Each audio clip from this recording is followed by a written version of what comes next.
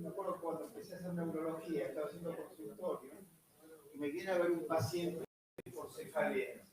Y entonces, yo lo empecé a examinar y vio cuando uno está gobierno, cansado, y siempre le hacía apretar las manos, ¿no? A ver, apriete fuerte, ya era una cosa que tenía. El paciente ya había sido visto por un clínico por catarata, por otro clínico por diabetes, por el urólogo por impotencia sexual. Y cuando yo tenía calvicie también, cuando me aprietan las manos, se me quedó pegado. Yo me desperté de mi sueño cansante del consultorio y dije, se me prendió todo bajado, lo que decía el doctor, ¿no? La calvicie, la impotencia de fertilidad, era una distrofia de esta enfermedad que describió, que es la más común de las distrofias. Bueno, le voy a presentar a Alejandro Kohler, que también fue médico residente de FLENI y ha hecho muchísima experiencia en miastenia gravis, así que maneja lo que se llama la clínica de miastenia de FLENI, así que bueno, gracias por... Muy bien. Bueno, buenas tardes a todos, gracias al doctor Mercado por la invitación. Bueno, vamos a empezar a hablar de, en realidad, enfermedades de la unión neuromuscular. La más frecuente de todas es la miastenia gravis. Hay varias enfermedades que pueden afectar la unión neuromuscular, patologías autoinmunes, patologías genéticas, patologías tóxicas. Y esas enfermedades pueden estar a nivel presináptico, a nivel de la unión neuromuscular o a nivel postsináptico, propiamente dicho. Antes de empezar, para repasar muy someramente lo que es una unión neuromuscular, esta es la terminal presináptica, esta es la unión propiamente dicha, y esta es la terminal postsináptica que está en el músculo. Cuando llega el estímulo nervioso, se abren canales de calcio dependientes de voltaje. Esos canales de calcio dependientes de voltaje predisponen o estimulan a que las vesículas sinápticas que tienen acetilcolina liberen la acetilcolina a la unión neuromuscular. Esos canales de calcio, no vamos a hablar tanto ahora de Lambert-Eaton, pero son los que funcionan mal en el síndrome de Lambert-Eaton. Hay anticuerpos específicamente contra estos canales de calcio dependientes de voltaje, entonces se libera menos cantidad de acetilcolina y ahí aparece la debilidad del síndrome de Lambert-Eaton. Esta acetilcolina que está en vesícula se libera a la unión neuromuscular, utiliza unas proteínas que se llaman SNARE, que forman un complejo de fusión. Esas proteínas SNARE son las que funcionan mal en el botulismo. La toxina del botulismo afecta específicamente esas proteínas, entonces se libera menos cantidad de acetilcolina. Y una vez que se libera la acetilcolina, se une al receptor de acetilcolina, que está acá, el dibujito número 4. Receptor de acetilcolina, formado por 5 subunidades, la acetilcolina se une a 2 de estas subunidades, se abre ese canal, ingresa sodio al músculo, ese sodio abre otros canales de sodio dependientes de voltaje, aumenta el calcio por liberación de los receptores de reanodina y de hidropiridina, y eso predispone a la contracción muscular. Este receptor, el receptor de acetilcolina, es uno de los targets principales que se afectan en la miastenia gravis, enfermedad que vamos a hablar ahora, pero solo para que lo vean, la relación que tiene este receptor de acetilcolina con otras proteínas, tanto en la membrana, que ya son extracelulares e intracelulares. Principalmente quiero que vean estas dos, que son el MUSC y el LRP4, que son dos proteínas de membrana que contribuyen a que ese receptor de acetilcolina, no solo al mantenimiento, sino que esté localizado más que nada en el pliegue, en la parte más superficial, y por ende que va a estar más en contacto con la acetilcolina. Una vez que la acetilcolina se pega, después de abrir ese canal de sodio, esa acetilcolina se degrada por una enzima que se llama acetilcolinesterasa, y es importante también que lo sepamos porque el principal fármaco que vamos a usar en la miastenia gravis actúa sobre esa enzima, se llama acetilcolinesterasa, aumentando la cantidad de acetilcolina al disminuir la degradación de esa acetilcolina.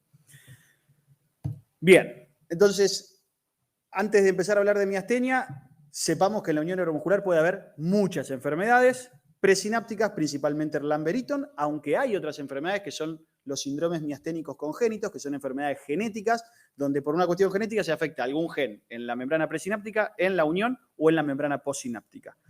Toxinas, muchas drogas, ahora se han puesto más de moda los inhibidores del checkpoint, y que esos inhibidores del checkpoint, que son fármacos que cada vez se usan más en la oncología, predispongan a tener patologías de la unión neuromuscular.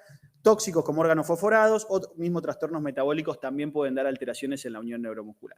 Entonces, Para empezar con miastenia, muy someramente, epidemiológicamente, es una enfermedad rara, en primer lugar, la miastenia.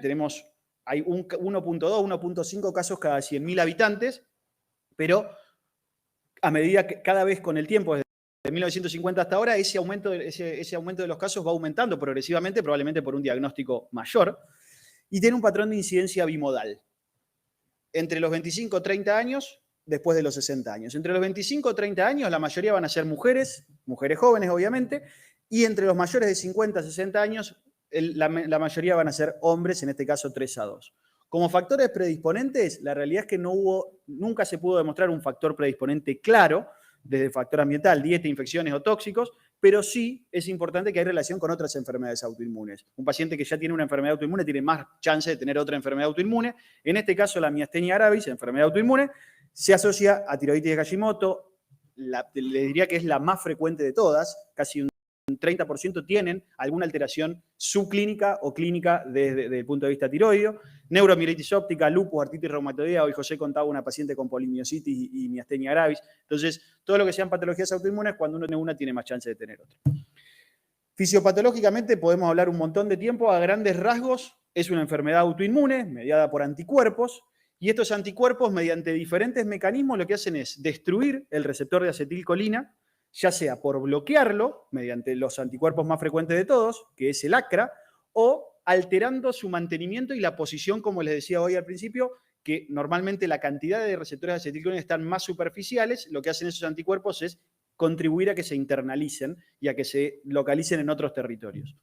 Entonces, por algún mecanismo inmunomediado por anticuerpos, disminuye la cantidad y disminuye la densidad de receptores de acetilcolina, y eso altera los pliegues postsinápticos. El anticuerpo más frecuente de todos, que todos lo deben haber escuchado en algún momento, es el ACRA, anticuerpo contra receptor de acetilcolina. Son anticuerpos que actúan contra la subunidad alfa principalmente. Vieron que había 2 subunidades alfa en esas 5 subunidades. Son IgG1 y IgG3, y la respuesta principalmente está mediada por complemento. Eso es importante por algunos tratamientos que potencialmente actúan modificando el complemento. Y el segundo anticuerpo más frecuente de todos es el MuSK, seguramente lo han escuchado también, que son anticuerpos que ya son IgG4, y esto también es relevante porque el tratamiento es diferente y que no utiliza complemento. Cómo el MuSK genera el daño sobre el mecanismo fisiopatológico no está tan claro como con el ACRA, pero altera los receptores, la vida media de los receptores de la unión neuromuscular. Hay un montón de otros anticuerpos, cada vez se van conociendo más anticuerpos. Los terceros más frecuentes son los LRP4, que es un poco más difícil de hacer aquí en Argentina, que también tienen un mecanismo fisiopatológico parecido al del ACRA.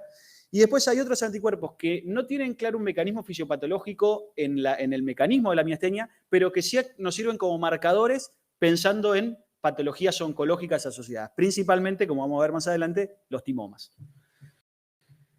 Un dato importante y a tener en cuenta no solo en el diagnóstico, sino en el seguimiento de los pacientes. La cantidad de anticuerpos que tengamos en sangre no va a tener una relación con la severidad de la enfermedad. Vamos a tener pacientes que tienen 20 unidades por mililitro y van a tener muy poca clínica, y pacientes que van a tener 1 y van a tener muchísima clínica. Entonces, los niveles de concentración no tienen relación con la severidad de la enfermedad, y eso no es menor también para el seguimiento. No tiene mucho sentido a un paciente seguir pidiéndole anticuerpos durante la evolución, porque solamente me van a servir para el diagnóstico y no para definir la progresión o severidad que va a tener ese paciente. Con respecto a la clasificación de la miastenia, podemos clasificarla de un montón de maneras, desde el punto de vista clínico, desde el punto de vista inmunológico. Desde el punto de vista clínico, quizás lo más frecuente es clasificarlas en oculares y generalizadas. Oculares solamente se van a afectar los músculos oculares y extraoculares, mientras que la generalizada habla de cualquier compromiso extra más allá de los músculos oculares. La forma clínica más frecuente, el músculo más afectado en toda la forma de miastenia, obviamente son los ojos y los músculos extraoculares que se encargan de mover los ojos. Entonces, dentro de las formas de miastenia gravis generalizada, el 80-75%, de acuerdo a las series, van a tener el ACRA positivo. El otro 25% se va a dividir entre las seronegativas, que pasan a ser la segunda más frecuente, o sea que no encontramos un anticuerpo claro en este mecanismo. En la tercera es los anticuerpos anti-MuSK, y después están, como les decía, estos anticuerpos LRP4.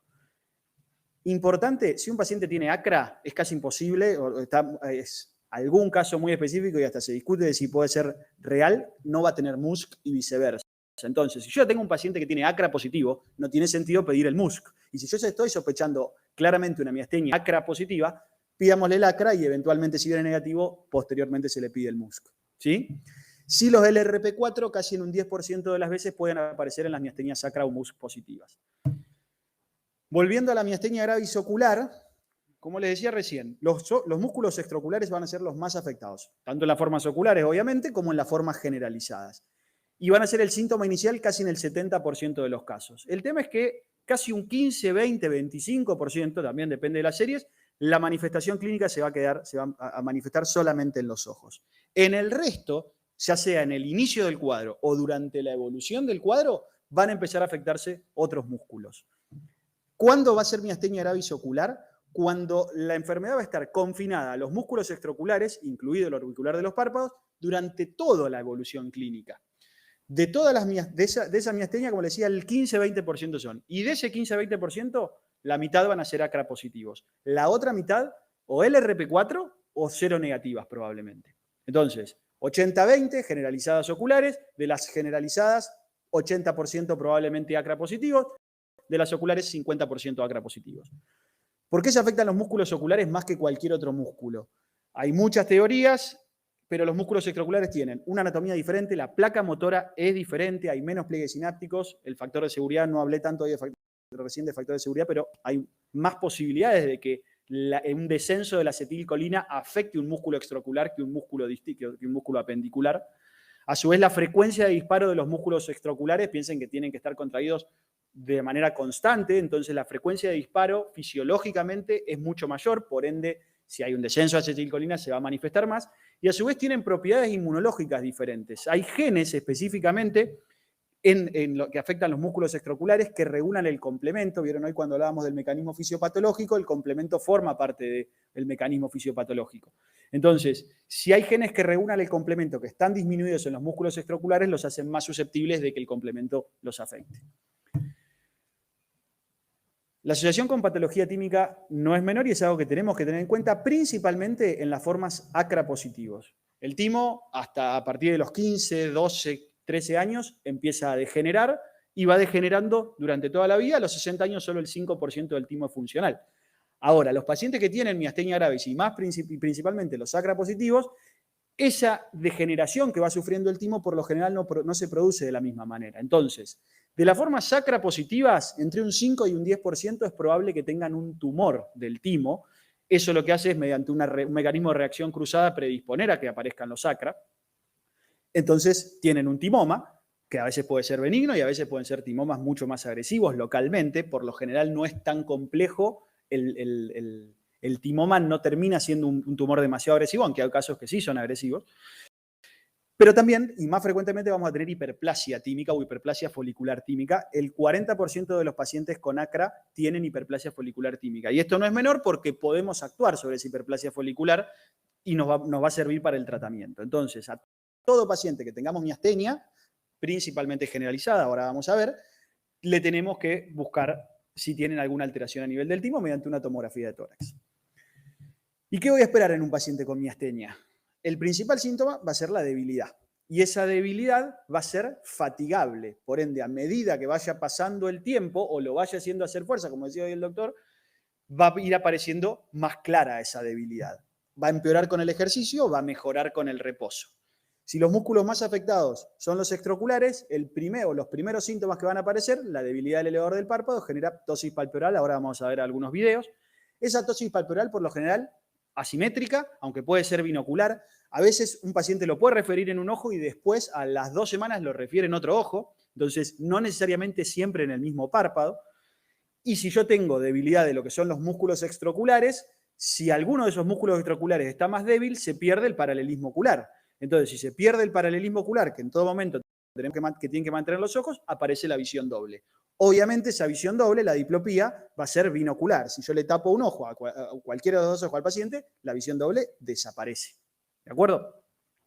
Tenemos algunos signos clínicos que vamos a ver ahora en algunos videos Y si yo ya afecto otros músculos distintos a los ojos, los más frecuentes van a ser los músculos vulvares. Si afecto los músculos vulvares, disartria, difagia, primero para líquidos, después para sólidos, disartria. La disartria, nosotros los neurólogos, el tipo de disartria a veces nos ayuda mucho al diagnóstico clínico que estamos sospechando.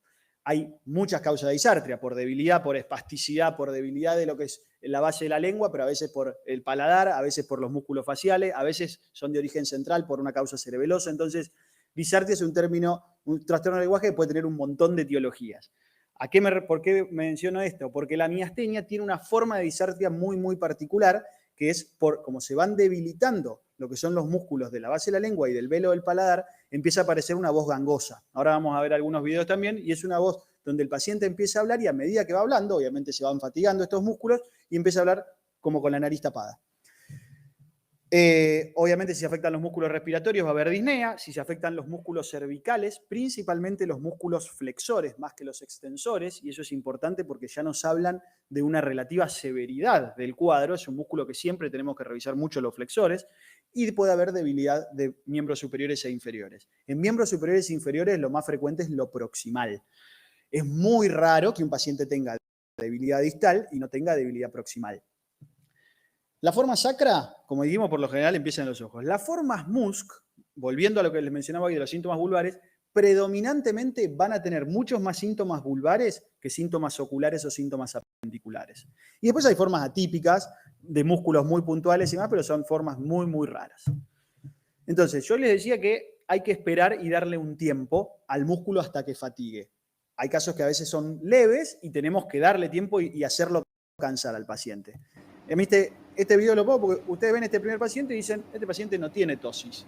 Entonces, lo dejan un rato al paciente, lo hacen mirar un punto fijo, que trate de mantener activo algún lugar, y si hay algún mecanismo de fatiga muscular, se va a empezar a manifestar después de algunos segundos. Van a ir viendo, dura un minuto, lo puedo adelantar un poquitito, pero van a ir viendo cómo el párpado. Y si ese paciente quizás se quejaba de tosis en algún momento, y si ustedes lo miran sin fatigar el músculo, el paciente, fíjense, después de un minuto, ¿cómo terminó? ¿Sí? El paciente empezó así y terminó así, en un minuto. Hay muy pocas patologías que pueden dar esto, principalmente la miastenia. Esto mismo puede ser más leve, pero puede ser muchísimo más severo. Este es un paciente que ya lo ven, antes de que les ponga el video, ustedes ya lo ven y ven que tiene debilidad facial. Además de debilidad facial, a este paciente, lo hago mirar hacia la izquierda, este recto no está yendo, por ende ese paciente tiene diplopia, a la derecha directamente no puede mirar, quiere mirar hacia arriba y este ojo no va de la misma manera, cuando mira hacia abajo no puede mirar hacia abajo, cuando quiere hacer convergencia los rectos internos no funcionan bien, entonces este ya es un caso muchísimo más severo, ¿sí? Y ya lo que ven es que tiene compromiso de los músculos faciales, por ende ya no es una miastenia gravis ocular, esto es una miastenia gravis generalizada. Este paciente, el video está filmado en terapia intensiva porque estaba después de una exacerbación miasténica. Bien. Después tenemos esto, que se puede ver, y esto se llama signo de la cortina. El signo de la cortina a veces nos sirve para casos de ptosis palpebral que no es tan notoria, en donde lo que hacemos es, vuelvo acá, si ustedes miran ahí, antes de levantarlo, tiene una tosis bilateral este paciente y está, aunque no parezca tanto, está forzando con los músculos frontales. Los pacientes lo que tratan de hacer es levantar los músculos frontales para que los párpados o incluso levantar el cuello. En el signo de la cortina lo que hacemos es relajar el músculo frontal y vamos a ver cómo se exacerba la tosis palpebral del lado contralateral.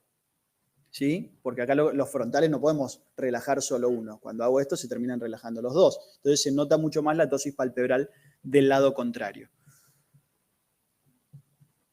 Son detalles clínicos que a veces nos pueden llegar a servir para ver una miastenia. Esto es un signo, se llama signo de Kogan, que es la pequeña sacudida que hace el ojo tosado cuando pasa de mirada inferior a mirada superior. Y esto, presten la atención. Miastenia gravis que alimentación. En la actualidad existe una línea que especifica para pacientes con MG. Sí. Se es recomendable seguir un plan de alimentación saludable, completo y variado para mantener un peso adecuado. Bueno, Esa es la disartria que les mencionaba recién, la voz gangosa. A veces puede no ser tan Los notorio. colores estridentes son un hit para los días Esta y las paciente noches empieza a de hablar calor. bien, no se nota Este verano tanto. invita a llevar maquillajes más audaces y con mucho brillo. Estefanía Novillo, Sarabia, Makeup and Tints. Nada elementalizado es el gran protagonista. Las sombras brillosas en crema son perfectas para un look bien cool. Bien. Se aplican. Bueno, entonces, esto es exactamente lo mismo que lo hacíamos con la fatiga de los párpados, pero la diferencia es que los trato de hacer fatigar los músculos vulvares. Entonces, tomarse ese tiempo y hacer cansar al paciente es importante. Y este es otro signo clínico que muchas veces podemos encontrar en las miastenias gravis anti-MuSK y que a veces nos pueden hacer prender antes de tener el anticuerpo, que es más que nada esta, la figura de abajo, donde ven es una atrofia de la parte más central de la lengua, que es bastante característica de las formas MuSK, que ahí lo vemos en la resonancia. Entonces, cuando nos sentamos frente a un paciente con miastenia o con una sospecha miasténica, los grupos musculares los vemos por separado. Obviamente vamos a buscar mucho más el compromiso de los ojos y de los músculos vulvares, siempre hacer fatigar al músculo, hacer contar o leer en forma continua. Podemos cuantificar, hay un montón de escalas, estas son algunas de las escalas que hacemos nosotros en la clínica, pero hay un montón de escalas para hacer. Y el tema es la evolución también a tener en cuenta. La evolución de estos pacientes es bastante variable y heterogénea, pero por lo general la máxima severidad del cuadro va a ocurrir en los primeros 2 años. Esa máxima severidad es también que, imagínense que muchas veces hay un paciente que empieza con miastenia gravis ocular y a los 6 meses o al año empieza con algún síntoma generalizado. Una miastenia gravis generalizada no necesariamente va a ser generalizada desde el inicio, sino que puede empezar siendo ocular y durante la evolución afectar otros músculos. Por lo general, esos otros músculos se van a afectar durante esos primeros 2 a 3 años. Y la exacerbación o crisis miasténica, que vamos a ver más adelante, también va a ser más frecuente en esos primeros 2 años. Importantísimo, y también para que los clínicos estén muy atentos en esto, si yo tengo un paciente miasténico, tengo que tener cuidado con un montón de situaciones puntuales, principalmente con las que exacerban los síntomas miasténicos. Una cirugía, el embarazo, o principalmente, no tanto el embarazo, generalmente durante el embarazo los pacientes mejoran, aunque algunos pueden empeorar, pero sí el puerperio, en el posparto muchas veces se hace el diagnóstico de miastenia por exacerbación de los síntomas posparto. El aumento de temperatura, hay mucho más frecuente los diagnósticos durante el verano que durante el invierno. Los pacientes se sienten mejor durante el invierno. Cualquier infección desencadena una exacerbación miasténica y lo más importante son los medicamentos. Si yo tengo un paciente que yo sé que es miasténico, hay medicamentos que tienen que estar prohibidos. Desde medicamentos que podemos usar para una infección urinaria, una infección viral o para una insuficiencia cardíaca, hay medicamentos que tenemos que evitar siempre. Nosotros, cada paciente en la clínica le damos una lista con cuáles son los fármacos que tienen que evitar y los fármacos que sí o sí no tienen que recibir y con los que tienen que tratar de evitar. Pero bueno, en eso también nos ayudan mucho los médicos de cabecera o los médicos clínicos del paciente que estén atentos a esto. Hay algunos factores que se asocian a la generalización. Las mujeres, ser seropositivo hace más probable que haya generalización, que tengan alteraciones químicas, que tengan otras enfermedades autoinmunes y que los estudios neurofisiológicos sean anormales, son factores que predisponen a que esto generalice. Recuerden que la generalización se da en los primeros 2 años. Es extremadamente atípico un paciente que lleva 5 años de una miastenia gravis ocular y afecte a algún otro músculo distinto a los oculares después de 2 años. Hay clasificaciones clínicas en base a la severidad y el diagnóstico. Herramientas diagnósticas tenemos herramientas que podemos hacer en el mismo consultorio, herramientas que hacemos en el estudio en el laboratorio de neurofisiología y herramientas que tenemos para hacer en el laboratorio mediante análisis de sangre. Al lado del paciente tenemos algo que se llama el test de hielo, seguramente alguno ya lo debe haber visto. El test de hielo, si yo les decía hoy que mejoraba la transmisión neuromuscular con frío y empeoraba con calor, hacer el test de hielo es ponerle en algún músculo que está débil, ponerle hielo. Entonces, si yo tengo un paciente que tenía tosis palpebral, le pongo, esto lo podemos hacer en el consultorio, es muy sencillo hacer, durante 2 minutos le pongo un hielo y le saco el hielo y esa tosis palpebral mejoró, esto prácticamente nos asegura el diagnóstico de una miastenia gravis. Acra, generalizada, ocular, no importa, pero prácticamente nos asegura el diagnóstico de miastenia. Esto mismo lo podemos usar en los músculos vulvares. Si yo tengo un paciente que está hablando mal y que empieza con voz gangosa y le doy un cubito, le pongo que se enfríe la boca durante 2 o 3 minutos y después empieza a hablar mucho mejor. De los estudios neurofisiológicos podemos hablar muchísimo. Perdón, el otro test que podemos hacer al lado del paciente es lo que se llamaba el test de hidrofonio. Conseguir ahora hidrofonio es prácticamente imposible. Entonces, lo que podemos hacer es el test de mestinón. ¿Qué hacemos con el test de mestinón? Le damos el fármaco principal que utilizamos. A los 30, 45 minutos ese fármaco ya está haciendo acción y vemos cómo está el paciente antes de ponerle mestinón y después de ponerle mestinón. Desde el punto de vista neurofisiológico, tenemos la estimulación repetitiva. Hoy, como mencionó el doctor Noves, esto es una estimulación repetitiva donde estimulamos un nervio. En este caso estamos estimulando el nervio espinal accesorio, lo estamos registrando en el trapecio. Y lo que se obtiene es esta forma, esta figura, si yo estimulo una sola vez. Ahora, si yo estimulo 10 veces consecutivas y la cantidad de acetilcolina no está funcionando de la mejor manera, la cantidad de fibras musculares que se van a contraer son mucho menos.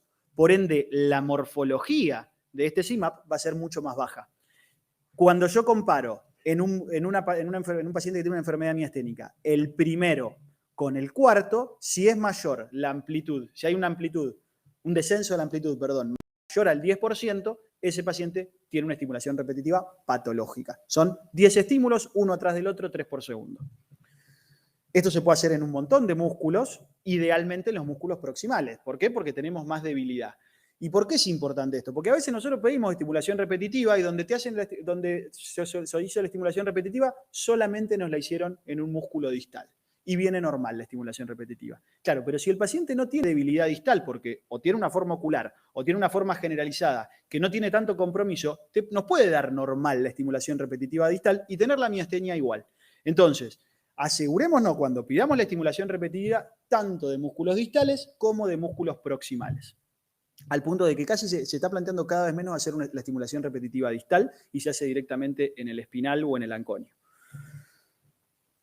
El otro estudio, acá tenemos el test de hielo, y el otro estudio neurofisiológico que también nos ayuda mucho es el electromiograma de fibra única. No me voy a poner a ahondar en cómo es el mecanismo por el que hacemos el electromiograma de fibra única, pinchamos un músculo y buscamos algo que se llama jitter, que es la variabilidad de tiempo, el intervalo de tiempo entre dos fibras adyacentes, no importa, pero es un estudio que es muy, muy sensible porque no necesitamos de que el músculo clínicamente esté anormal. Lo podemos hacer en un músculo, si tengo un paciente con una miastenia grave generalizada, por más que no tenga debilidad en los extensores, yo le pincho el extensor y le hago un electromiograma de fibra única al extensor y me da patológico, ya tengo el diagnóstico. No es que ya tengo el diagnóstico, tengo una sospecha diagnóstica muy, muy alta. ¿Por qué no tengo el diagnóstico? Porque si bien es un estudio muy sensible, no es un estudio tan específico como la estimulación repetitiva. La estimulación repetitiva es mucho menos sensible, pero más específico. Mucho menos sensible porque necesita que el músculo esté débil. El electromiograma de fibra única es más sensible porque no necesita que el músculo esté débil, pero una neuropatía o una miopatía puede ser patológica. Puede ser patológica el electromiograma de fibra única.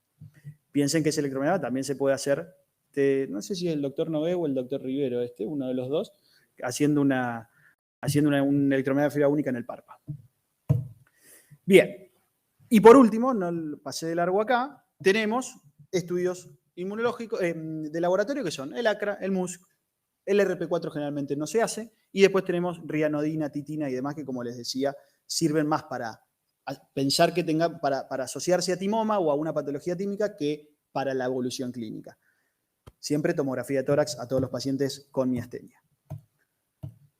Electromiografía única, tenemos un paciente con miastenia, lo sospechamos, le hacemos los